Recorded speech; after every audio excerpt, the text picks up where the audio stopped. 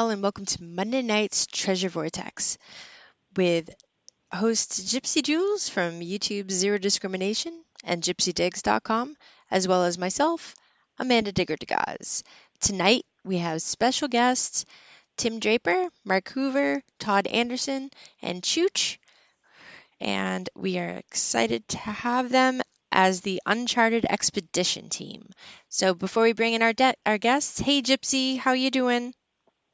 Hey, I'm doing great. How about yourself, Amanda? I am doing well. I am doing well. Good. Were you able to get out any? I haven't had a chance to talk to you much. Yeah, actually, I got out Sunday morning. I didn't do any detecting. I did get out mudlarking. The our beaches around here are still pretty well frozen, but sorry about that. I met a fellow Instagrammer out mudlarking though, so it was interesting to see somebody new out there. So that was fun. Really? Yeah. Yes, and her name's Polly, and she's a sea glass hunter predominantly, Oh, but how yeah, cool. she was out there mudlarking, and I mean, I tried to hit up as many spots as I could before tide was coming back in, so I was out at about 7 a.m. It was 29 degrees, but I knew it was going to be sunny and get warm, and it didn't matter. I found a whole bunch of marbles, some bottle stoppers, hem weights, an intact doll head, like a little, actual smaller Really? one. Had to chisel the doll head and the bottle stopper out of the ground, which was quite interesting. It was funny because there was no getting it out. It was so difficult. But yep, that's about it. I did get out. I'm looking forward to. I guess there's warmer weather. We're gonna have warmer days, still cold nights. So hopefully eventually the ground will start thawing. And if not, I know I'll be headed south in 23 days. So the countdown is on. So Mm, how are you doing? yeah. I'm fantastic. I've been traveling a little and just here in Texas, though. Went down towards Fredericksburg with two of the Garrett team members, Steve Moore and Miguel, this weekend. And we worked with some historians there to find out where a specific type of battle they think that took place there. And we did find some evidence. So it went very well. And also, it was just a fun trip, to go out with those guys, and we knocked doors on the way down and got a permission and detected a yard. And the guy had pretty much hunted his yard out, but I still was able to pull a few things, and then also got a silver that first day, so that was nice. Awesome. And then another silver at our other place that we were detecting. So all in all, that was great. Was out all day today detecting nothing historical, just some local parks and stuff with a friend, and we were looking for, we actually hit some tot lots. Fun. Again, a lot of the parks and stuff, modern stuff, is not my favorite thing to hunt, but it's always fun when you find some jewelry and stuff. We both got on just a little bit of jewelry, so there'll be an upcoming video with all this stuff. So, unfortunately, I do not have my laptop tonight, so I won't be able to join you all in chat, but I just wanted to say that before we bring in our guests.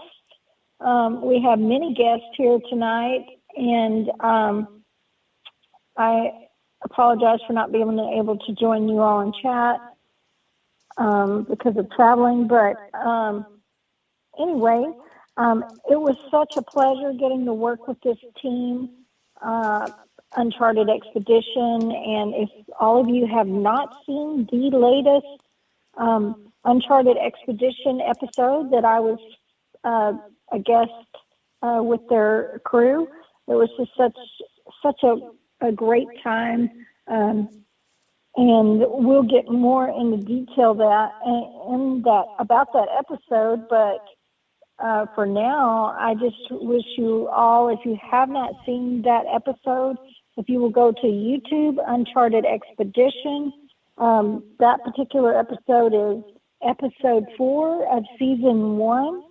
So I hope you'll take the time to go check it out and holler back at me or Tim or any of the group. Let us know what you got. And we would love to hear from you all. But, yeah, let's get into it. Let's go ahead and introduce our guest. Amanda, you want to do the honors of bringing Tim in first? Or? Sure. Everyone give a warm welcome to Tim Draper. Hi, everybody. Amanda, Gypsy, how you guys doing? Doing great. It's great to have you back again. Yeah, that's right. We didn't do this too long ago. It seems like it was a couple months ago, wasn't it? It sure was. Not all that long ago. So most of you that were listening then, I kind of already may know a little bit about Tim Draper. But if you don't mind, just tell us a brief little kind of about you, maybe kind of how you got into treasure hunting, and maybe get into, kind of how Uncharted Expedition maybe came about. And then if you don't mind, you could introduce some of the crew, and then we'll talk to them as we introduce each one. Sure. Probably just like all the listeners, I love treasure hunting. I love history.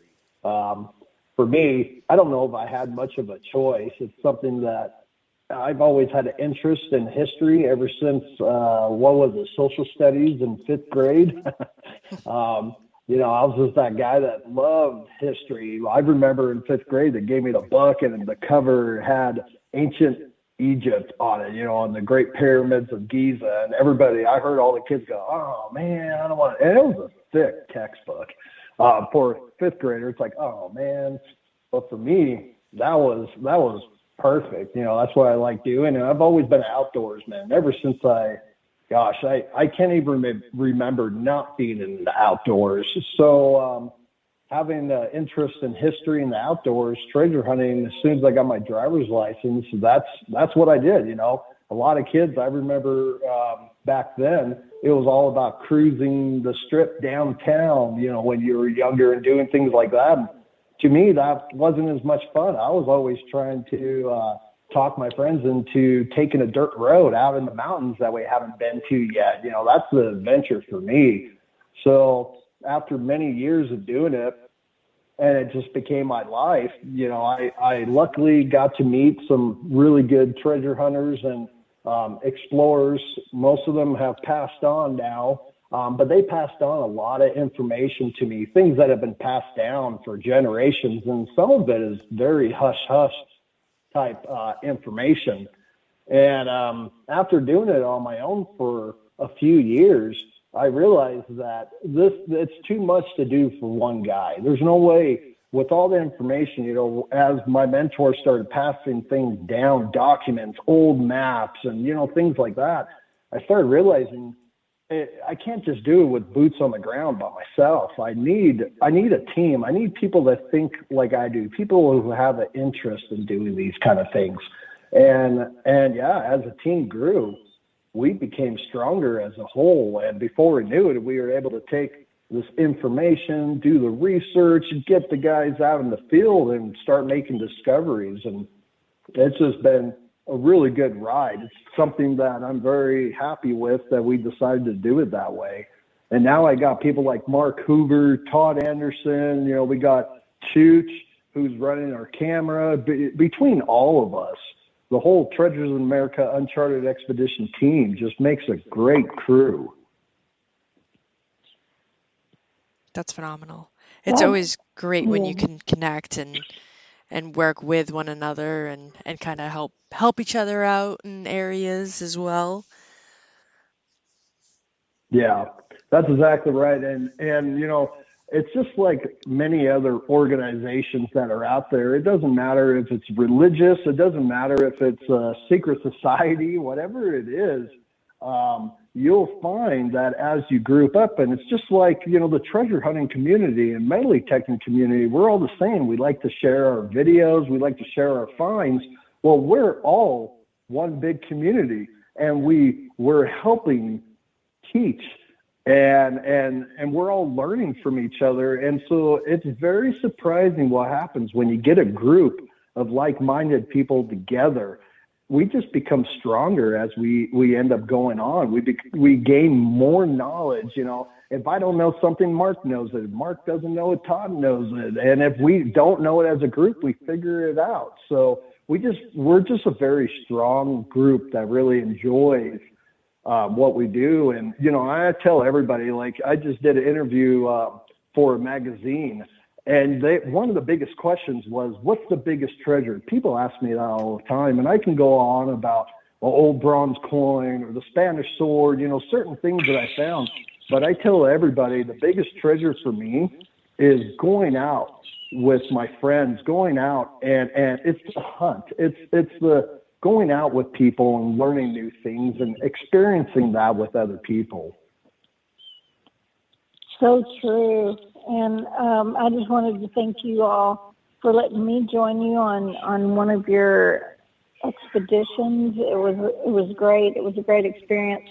I think my favorite thing is just getting to see some of those petroglyphs, some of the old ancient, the way we finished off with that episode. That was amazing. It's just something so neat to hike to those places that not every, those off the beaten path places, and getting to do it with y'all's team. So thanks again for that. We'll talk more about the episode in a bit if y'all want, but first, I know, so most of you all know Tim. A lot of you already know Marc, Hoover, but you don't know the other two guys on tonight. But Marc, if you could give us just a quick little thing, and then we can segue on in and introduce the other two guys. Sure. Hey, Gypsy. Hey, Amanda. It's great to be with you again. Glad to have you back. What's that? I said glad to have you back. Glad to have you back. Thank you. Appreciate it. Well, the one thing I'll tell you is I'm nice and warm here in Florida for everybody who doesn't know that I'm here, and we're still hunting on the beaches. But no, for those who don't know me, I have been metal detecting now for about 11 years. Been interested in treasure hunting since I was a kid, and just followed what Mel Fisher was doing with the Atocha, and just life took over and just forgot about it. And then my wife made me get a hobby.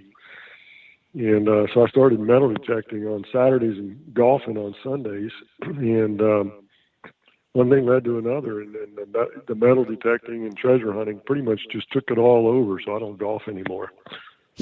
But one of the things that's been really, I've been very fortunate that I've been able to